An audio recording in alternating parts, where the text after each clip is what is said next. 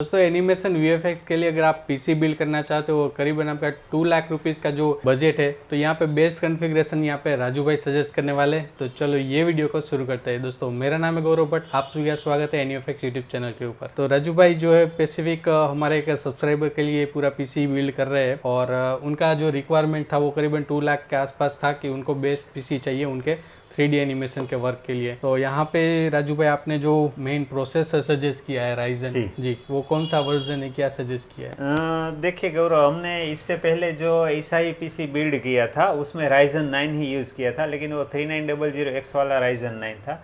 और यहाँ पे जो यूज़ कर रहे हैं AMD का राइजन 9 है 5000 सीरीज का 5900X। ओके। और ये जेन आर्किटेक्चर 3rd पे काम करता है। मतलब ये जेन आर्किटेक्ट वगैरह मुझे ज़्यादा नहीं, मतलब खाली सब्सक्राइबर को भी नहीं पता होगा, थोड़ा उसके बारे में बताइए। ठीक है। तो मैं बताता हूँ, जो अभी के जो राइजन मिल रहे हैं वो 2 सीरीज में मिल रहे हैं। एक तो जो राइजन 3 सीरीज है जिसमें राइजन 3600 जो हमारे पहले वीडियो में था, राइजन 7 में 3700X है, राइजन 9 में 3900X है।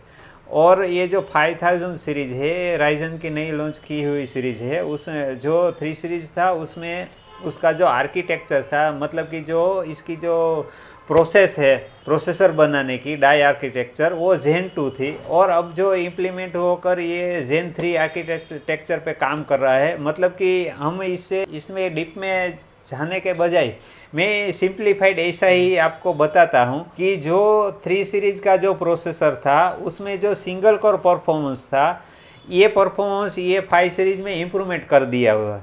मतलब कि उसमें जो कैच मेमोरी रहती है दोनों में सेम है, लेकिन इसकी जो कैच मेमोरी है पर कोर उसका जो परफॉर्मेंस है ज़्यादा मिलते हैं। और ये आर्किटेक्चर चेंज होने की वजह से जो हमारा परफॉर्मेंस पे जो ऑल ओवर जो इंक्रीज हुआ है वो 20% परफॉर्मेंस इंक्रीज हो गया है। Okay. और दूसरा डिफरेंस बोलता हूँ, जो इसकी जो बेस फ्रीक्वेंसी है वो करीबन दोनों की सेम है। जो राइजन 3900X उसकी 3.8 थी और इसकी 3.7 गीगाहर्ट्ज़ है।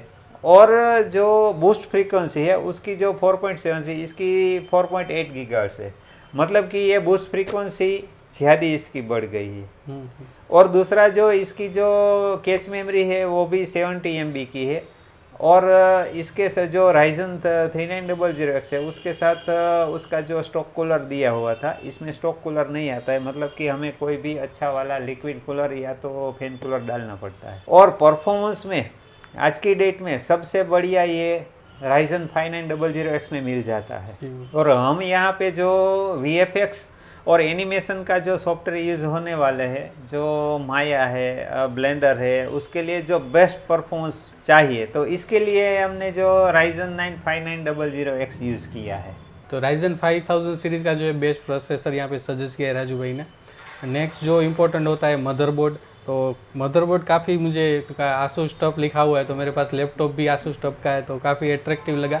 क्या है इसका वो मेन बेनिफिट्स वगैरह थोड़ा बताइए गौरव। ये जो हमने इसमें मदरबोर्ड डाला है ये AMD का जो सबसे बढ़िया वाला चिपसेट है, राइजन की X570 सबसे हाई एंड चिपसेट है। और उसकी जो विशेषता है कि उसमें सभी जो हमारा जो जनरेशन 4 का पोर्ट मिल जाता है, PCI स्लॉट मिल जाता है।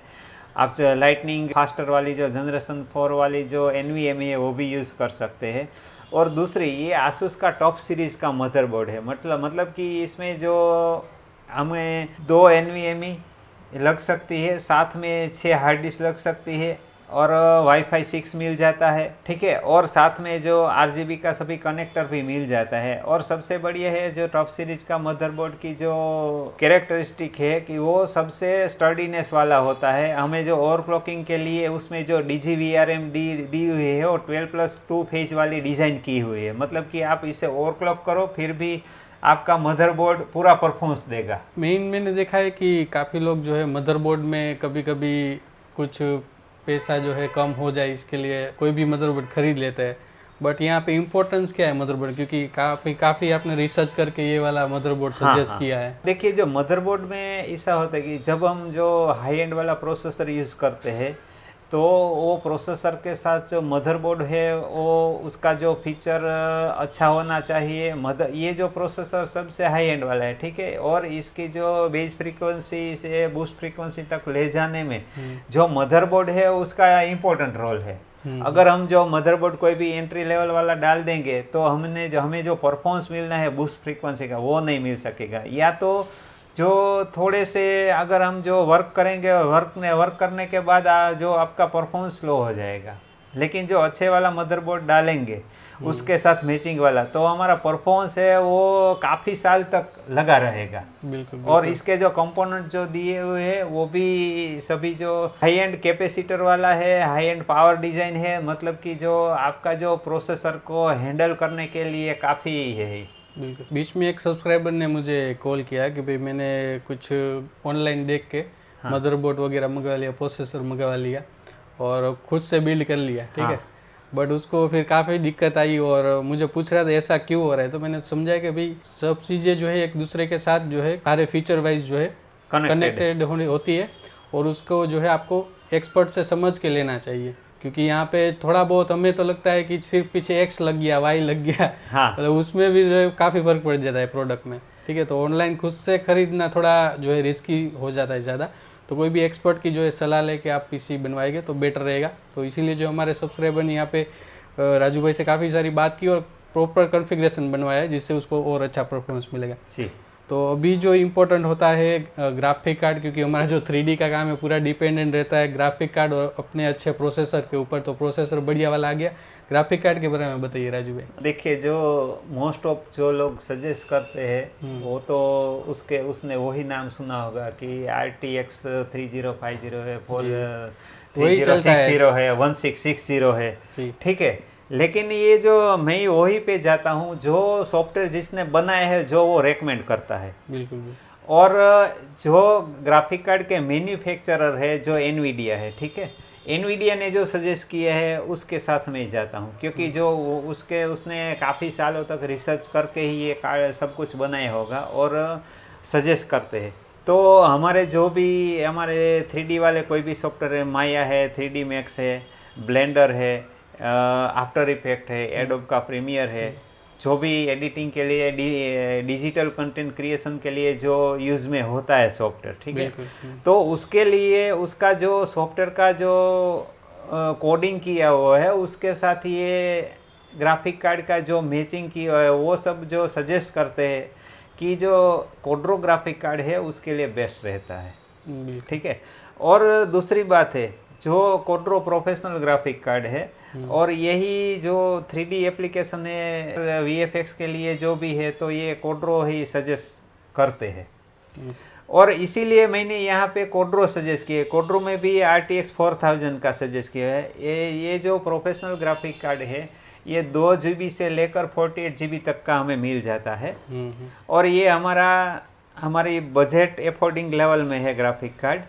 और इसके साथ जो मैं ग्राफिक कार्ड की जो विशेषता आपको बोल दूँ तो इस 2304 क्यूडा कोर मिल जाता है, ठीक है, 416 का मेमोरी बैंडविड्थ मिल जाता है। तो टेंसर कोर है वो हमें 288 टेंसर कोर मिल जाता है, ठीक है, और RT कोर भी मिल जाता है, 36 RT कोर मिल जाता है। और इसमें जो ग्राफिक कार्ड की जो मैं विशेषता बोल दूँ तो इसमें क्यूडा कोर 2304 क्यूडा कोर मिल जाता है, ठीक है, और 288 टेंसर कोर और 36 RT कोर के साथ ये बढ़िया परफॉर्मेंस वाला ग्राफिक कार्ड है। और साथ में ये बता दूं कि इसकी जो मेमोरी बैंडविड्थ है 416 Gbps मेमोरी बैंडविड्थ मिल जाती है।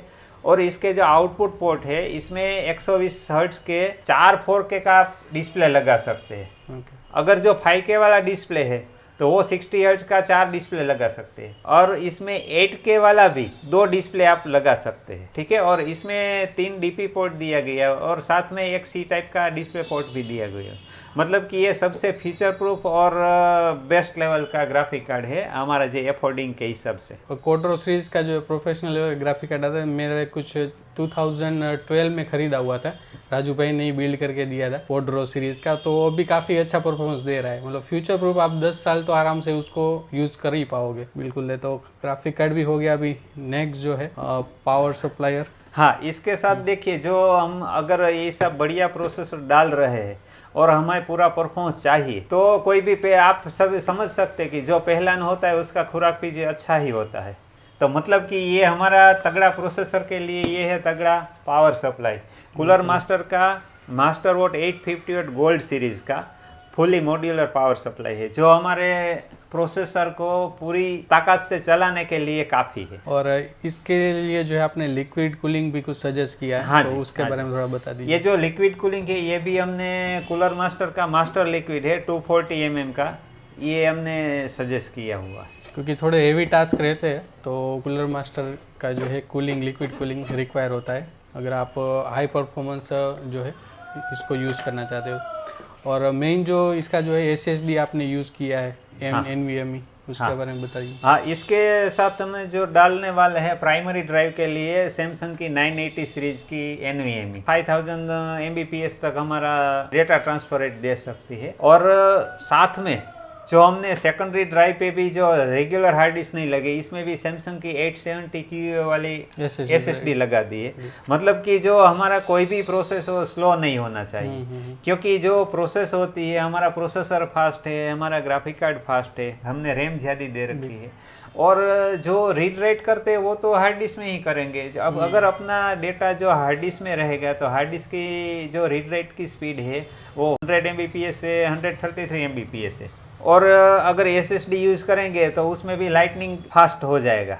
मतलब कि हमने जो एक्सपेंस किया है वो पूरा का पूरा एक्सपेंस है वो ये एक ही, इसमें अगर कॉम्प्रोमाइज़ करेंगे तो हमारा ये एक्सपेंस है वो व्यर्थ हो जाएगा। मतलब कि हमारा परफॉर्मेंस है वो चला जाएगा। मतलब आपको जो परफॉर्मेंस चाहिए एकदम, जब आप PC पे बैठ रहे हो सारी चीज़ें फटाफट ओपन हो, सेव काफ़ी जो है जल्दी से हो। हाँ। क्योंकि क्या होता है आप अपना जो डेटा है वो तो रेगुलर ड्राइव में ही स्टोर करते हो, रेंडर भी हम करते हैं तो वो लोकल ड्राइव में ही इसको करते हैं, C ड्राइव में तो नहीं करते, ठीक है। तो अगर आपका दूसरा लोकल ड्राइव अगर SSD ड्राइव रहता है तो वो फास्ट सारी चीज़ें हो जाती है। नॉर्मली क्या होता है हमारा फाइल साइज बड़ा होता है तो C ड्राइव में तो नहीं कर सकते उसको बार बार उसको वहाँ पे यूज़। तो इसीलिए जो है रेगुलर अगर आप SSD ड्राइव ही यूज़ करने लगते हो, अपनी रेगुलर जो HSD ड्राइव उसको रिप्लेस करते हो, तो परफॉर्मेंस में काफ़ी फ़र्क दिखता है आपको, क्योंकि वर्किंग एक्सपीरियंस भी बहुत इंपॉर्टेंट रहता है। तो SSD ड्राइव 1 TB का अगर डाल लेते हो तो एकदम स्मूथ हो जाएगा काम आपका। हाँ। और रैम बहुत इंपॉर्टेंट रहती है, क्योंकि जो हम रेगुलर सॉफ्टवेयर वर्क करते हैं वो रैम लोड लेता है, पूरा रैम के ऊपर ही चलता है जी। तो रैम ये आपकी जो फेवरेट रैम है। हाँ, ये देखिए आप, ये सभी में ये जो एडेटा की XPG सीरीज के है गेमिक्स D30 वाली रैम यूज़ करता हूँ। ये 3200 मेगाहर्ट्ज़ की रैम है, और हमारे PC में यहाँ पे हम 16 और 2 मॉड्यूल डाल रहे हैं, मतलब कि 32 GB ड्यूल चैनल। ये हमारा मदरबोर्ड है 128 GB तक सपोर्ट करता है, और यहाँ पे हम ये 16 वाली 2 रैम डाल रहे हैं। क्योंकि 3D का काम करें तो आप 32 GB तक तो रिक्वायर होता है। अगर हमें 4K का जो वर्क करना है तो मिनिमम 64 GB की रिक्वायरमेंट होती रहती है। तो जो 4K वीडियो एडिटिंग करना चाहते हैं तो उसके लिए 64 का, बट यहाँ पे जिनका रिक्वायरमेंट उनका 3D एनिमेशन का है तो यहाँ पे 32 में काम चल जाएगा। तो अभी इन सबको जो है अच्छे से बिल्ड करने के लिए कैबिनेट चाहिए होगी, तो कैबिनेट कौन सी सजेस्ट किया है? ठीक है गौरव, ये हमने इतने सारे अच्छे कंपोनेंट डाल लिए हैं तो इसके साथ कैबिनेट तो अच्छी ही डालनी पड़ेगी। देखिए, मैंने ये सिलेक्ट की है कूलर मास्टर की मास्टर केस सीरीज की 500 ARGB वाली। और कैबिनेट का ये है कि जो ये सारे कंपोनेंट प्रॉपरली बैठ जाना चाहिए, उसमें वेंटिलेशन पूरा होना चाहिए, उसका जो कूलिंग है वो अच्छा होना चाहिए, इसमें लिक्विड कूलर वो सब कुछ लगा, केबल मैनेजमेंट भी अच्छा होना चाहिए।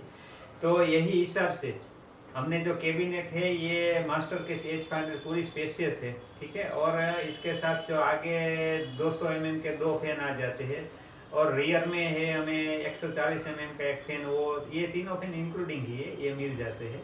और ग्लास विंडो के साथ साइड में हम अभी अनबॉक्सिंग करके देखेंगे और देख सकेंगे। और उसमें जो टॉप 40 mm का जो टॉप में लिक्विड कूलिंग लग जाता है, और आगे लगाना है तो 360 का लग सकते हैं। तो अभी ये PC को बिल्ड करते हैं और मिलते हैं आपको आगे। चलो अनबॉक्सिंग करते हैं।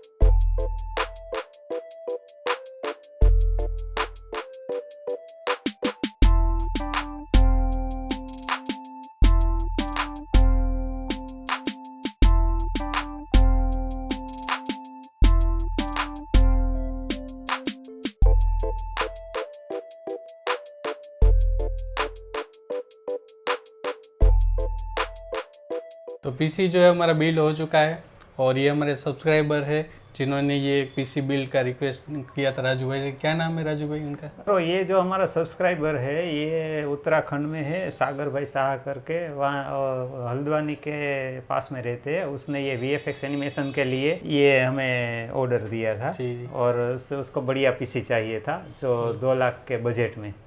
जो वो हमारे एक ब्लेंडर एक्सपर्ट कोर्स के जो है स्टूडेंट भी है और काफ़ी जो है उन्होंने अपना यूट्यूब चैनल ग्रो कर लिया है और उनको रिक्वायरमेंट रहती है 3D का काम कर रहे हैं तो एक अच्छा पीसी बिल्ड की। तो उन्होंने जो है राजू भाई से जो है बात की और अपना पीसी ये बनवाया। जो अभी जो है उनके साथ भी एक वीडियो करेंगे कि उनका एक्सपीरियंस क्या रहा उनको भेजने के बाद, वो आप लोगों के साथ शेयर करेंगे। बट अगर आपको ये इस टाइप के जो है पीसी बनवाने, animation, VFX, graphic, video editing, gaming के लिए, तो राजू भाई जो है काफ़ी सालों से ये इंडस्ट्री में जो है पीसी बिल्ड कर रहे हैं एज ए एक्सपर्ट। आप उनका जो है कॉन्टैक्ट नंबर डिस्क्रिप्शन में मिल जाएगा, उनसे बात करके जो है एक अपना पीसी बनवा सकते हो। ऑल ओवर इंडिया में जो है कहीं से भी आप इनको जो है कॉन्टैक्ट करके जो है अपना पीसी मंगवा सकते हो। आपको जो है कुरियर हो जाएगा, आपको मिल जाएगा। तो काफ़ी जो है बढ़िया तरीके से आपने हमारे सब्सक्राइबर स्टूडेंट को जो है एक पीसी अच्छा सा बना के दिया। मेन बात यह है कि आप काफ़ी अच्छी क्वालिटी की चीज़ें यूज़ करते हो, जेन्युइन चीज़ें यूज़ करते हो, प्लस में जो है आपको बहुत ही बजट में जो है अच्छे से बना के देते हो। ज़्यादा कॉस्टली भी नहीं है, एकदम जो है आप कॉम्पिटिटिव प्राइस में जो है अच्छी क्वालिटी की चीज़ें दे रहे हो, जिससे जो है हमारे स्टूडेंट और सब्सक्राइबर को काफ़ी फायदा हो रहा है। थैंक यू गौरव। और एनिमेफेक्स में जो हमारा वीडियो बना कर ये सबको हमारा जो नॉलेज है वो दिखाते हैं, तो उसके लिए मैं पहले तुमको भी थैंक यू बोलता हूँ। और दूसरा थैंक यू है वो हमारे जो सागर भाई को बोलते हैं, जो इसने अच्छा सा पीसी बनाया और अच्छे से उसमें वर्क कर सके, ऐसे हमारे विशेष है। जी जी बिल्कुल। और आपका भी धन्यवाद, आप जेन्युइन तरीके चीज़ों को एक्सप्लेन करते हो और सही नॉलेज देते हो। इसी वजह से जो है हम हर बार ट्राई करते हैं कि एक नया पीसी बिल्ड हो रहा है तो उसका वीडियो शूट करके आप लोगों के साथ शेयर किया, क्योंकि हर एक पीसी बिल्ड में मुझे भी कुछ ना कुछ जानने को मिलता है जो आपके लिए यूजफुल होता है। तो मुझे लगता है कि आप लोगों के साथ शेयर करना चाहिए। थैंक यू राजू भाई। जी, तो इसी तरह के वीडियो को देखने के लिए आप हमारे चैनल को सब्सक्राइब जरूर कर लीजिएगा। वीडियो अच्छा लगा है तो लाइक जरूर कीजिए, चैनल को सब्सक्राइब कीजिए। Thank you for watching friends, फिर मिलते हैं, बाय बाय।